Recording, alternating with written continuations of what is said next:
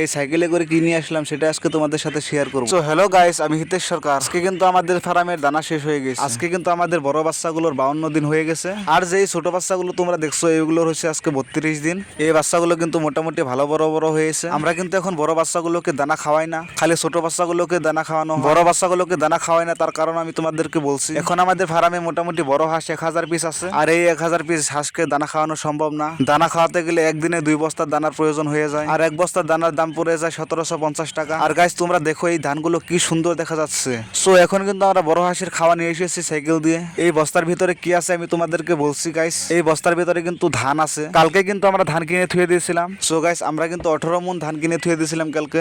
আজকে কিন্তু সেগুলো নিয়ে আসলাম সাইকেল দিয়ে 5 বস্তা। এখন কিন্তু এগুলোকে নিয়ে যায় অসুবিধা হয়ে গেছে, কারণ ফার্মে যাওয়ার রাস্তায় কিন্তু বৃষ্টির কারণে পুরো জল হয়ে গেছে। উপায় নাই গাইস, জল ভেঙে নিয়ে যেতে হবে। তোমরা একবার ভাবো এত জলে বেঁধে আমি নাও ছাড়া কেমন করে নিয়ে যাবো। অসুবিধা হয়ে গেছে গাইস। আমরা কিন্তু নৌকা বানাইতে দিয়েছি কিন্তু এখনো বানানো হয় নাই। আর গাইস তোমরা দেখো এখন কিন্তু আমাকে মাথায় করে নিয়ে যেতে হবে এই জলে বেঁধে। এই 50 কেজি ওজনের বস্তা মাথায় নিয়ে যদি আমি পড়ে যাই, তোমরা একবার ভাবো কি হবে আমার অবস্থা। তো গাইস আমি কিন্তু 1 বস্তা থুয়ে এসেছি, এখনো কিন্তু 4 বস্তা নিয়ে যেতে হবে আমাকে। সো গাইস বস্তাগুলো কিন্তু জলে ভাসিয়ে নিয়ে যাওয়ার মাথা মারছিলাম। দেখা যাক গাইস জলে ভাসিয়ে নিয়ে যেতে পারি কিনা। মনে হচ্ছে যে জলে ভাসিয়ে নিয়ে গেলে সুবিধা হবে।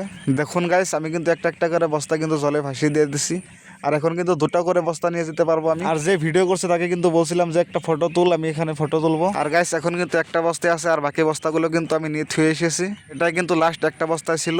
গাইস দেখুন কিরকম কষ্ট, এখানে এসে আবার টেনে টেনে উপরে উঠাতে হবে। সব বস্তা কিন্তু উপরে ওঠানো হয়ে গেছে। এবার কিন্তু আমি হাঁসগুলোকে খেতে দেবো, কারণ বহুত টাইম ধরে খেতে দেওয়া হয়নি। একদম মর্নিং টাইমে দিয়েছিলাম, এখন কিন্তু বাজে দুপুর 2টো। হাঁসগুলো কিন্তু খিদের কারণে উপরে উঠে এসেছে। আমাদের কিন্তু এখন 1 বস্তা ধান কিন্তু একবারে শেষ হয়ে যায়। উপায় নেই গাইস, খেতে তো দিতেই হবে। এই দেখো গাইস খাওয়ার জন্য কিরকম একদম পাগল হয়ে আছে হাঁসগুলো। আর হাঁসের কিন্তু এমনি কিন্তু খাওয়া বেশি লাগে গাইস। এত যে খাওয়া লাগবো গাইস আমি কিন্তু ভাবতে পারছিলাম না। এখনো কিন্তু এখানে সবগুলো হাঁস আসেনি, এই দেখো আসতেছে। খাওয়া দেওয়ার সাথে সাথে কিন্তু একদম দৌড়ে চলে এসে পড়ে। বন্ধুরা এখানে কিন্তু যেতগুলো ধান দিয়েছে এগুলো কিন্তু 5 মিনিটের ভিতরে কিন্তু শেষ হয়ে যাবে গাইস। বড়গুলোকে কিন্তু খাওয়া দেওয়া শেষ, এবার কিন্তু আমাকে ছোটগুলোকে খাওয়া দিতে হবে।